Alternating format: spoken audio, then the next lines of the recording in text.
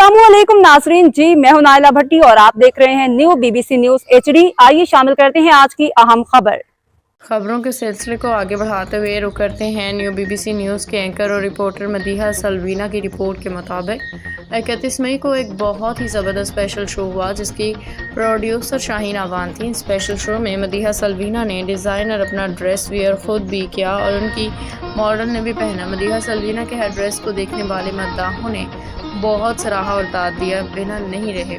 Programme में first class उनकी boutique जो कि फर्स्ट चॉइस के नाम से है, इसकी चली प्रोग्राम की ओपनिंग मदीहा सलवीना की रैंप से हुई।